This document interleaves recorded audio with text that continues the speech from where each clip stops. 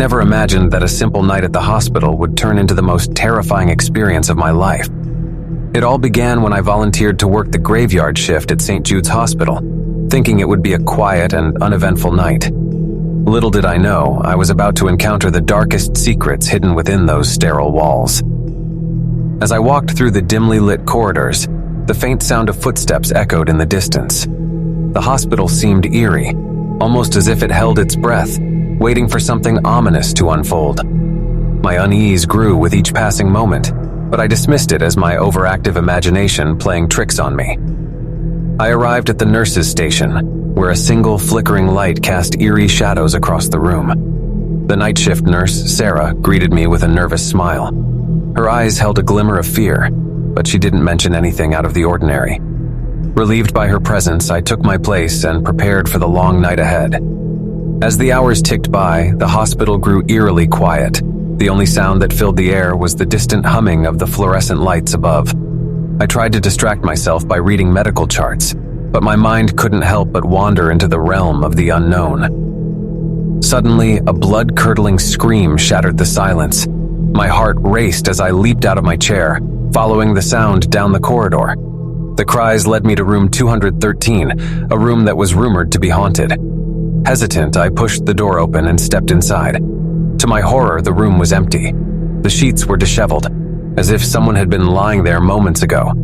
I searched every nook and cranny, but there was no sign of the source of the scream. Trembling with fear, I decided to report the incident to Sarah. However, when I returned to the nurses' station, she was nowhere to be found.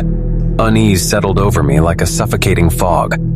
I couldn't shake the feeling that something was terribly wrong. The hospital, once filled with life, felt like a desolate labyrinth of terror.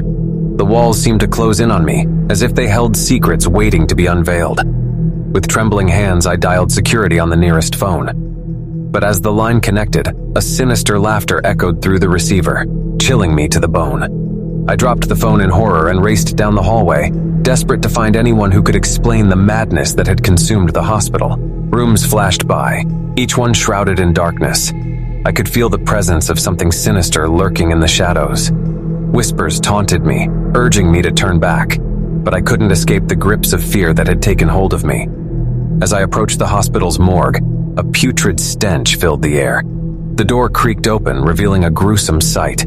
The room was filled with an army of lifeless bodies, their eyes staring blankly into nothingness. I gasped in horror, unable to comprehend the macabre scene before me. Suddenly, the lifeless bodies began to move, their limbs jerking unnaturally.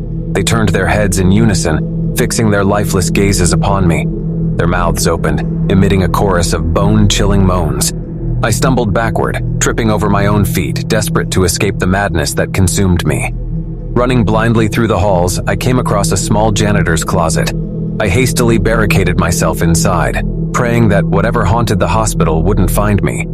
In the suffocating darkness, I clung to the hope that dawn would break, and the nightmare would end. Hours passed as I waited, the hospital's malevolent presence taunting me from the other side of the door. When the first rays of sunlight finally pierced through the cracks, relief washed over me. I cautiously emerged from my hiding place, my mind scarred by the horrors I had witnessed. As I stepped outside, I noticed the hospital's nameplate, once gleaming with pride, was now tarnished and worn. A shiver ran down my spine, and I vowed never to set foot in St. Jude's Hospital again. The night had shown me a glimpse into the abyss, a world where darkness reigned supreme, and I was forever changed by the harrowing experience.